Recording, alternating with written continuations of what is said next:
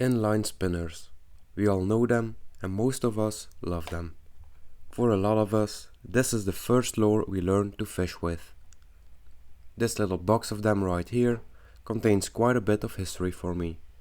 On this one here, I caught my first wild brown trout.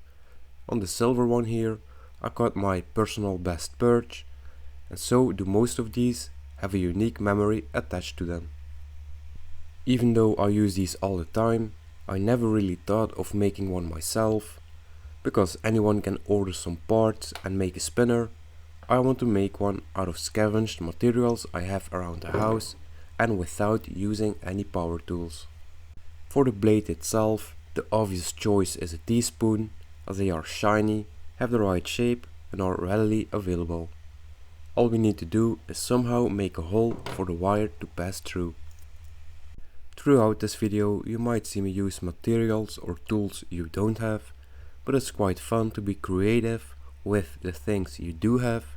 There's always a couple ways to do everything. I get that this isn't exactly a survival lure because I have access to my tools and my workbench, but I guess it could be a nice option in places where there's no electricity, or if you just want to make your first lure with common hand tools.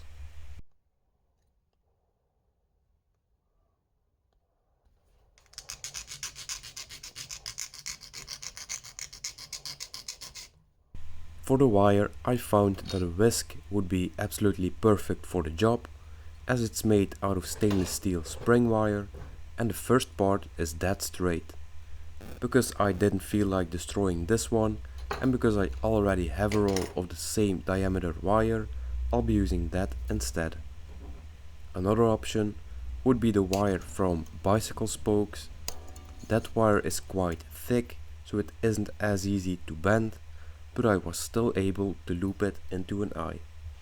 To show it can be done, I'll use normal needle nose pliers for the first eye, and I'll use my special wire bending pliers for the next.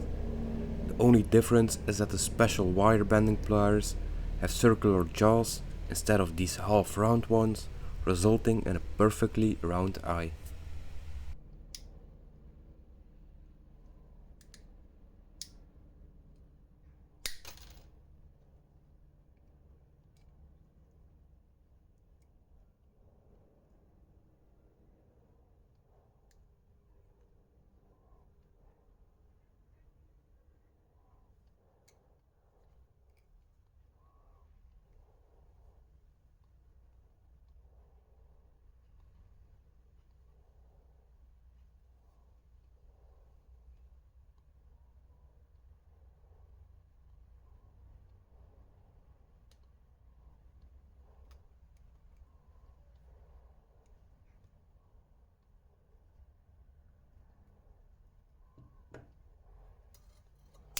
To add some weight, I'll use an empty casing.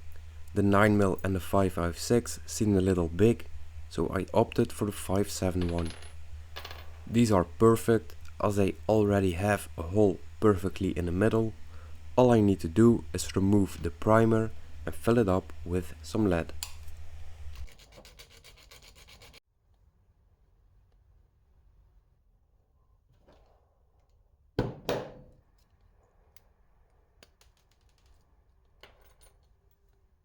I'll be using soldering wire, but you can find lead pretty much anywhere. You could melt the bullet you pulled from the casing, you can use old wheel weights, argon pellets, old pipes, or lead flashing used in roof construction. I just kinda stuff the casing with my lead wire and then I melt it. Once you have a pool of molten lead inside, you can just feed the wire in. Pulling the lead-filled casing back off can be kinda tricky, but with a bench vise it shouldn't be too hard. With a file and some Scotch-Brite, I'll finish off my weight to make it look clean and shiny.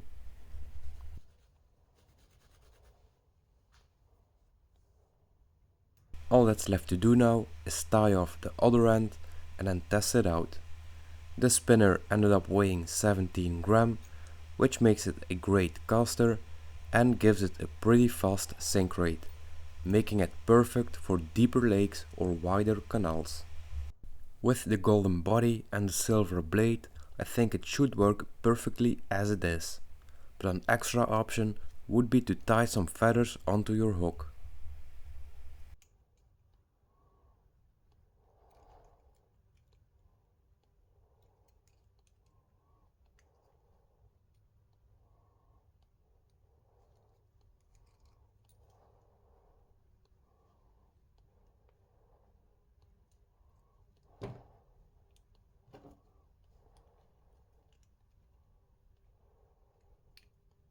The spinner is doing what it's supposed to, but it's spinning a little slow. This was caused by the spoon being too thick, giving it a lot of resistance in the water. A quick fix was to put the spoon in my bench vise and press it almost flat.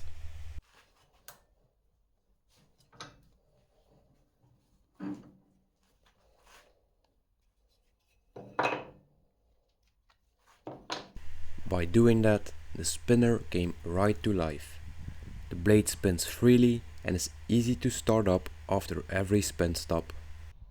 If you like this video, have any tips or questions, please do let me know in the comments. And now with all of that said, thanks for watching.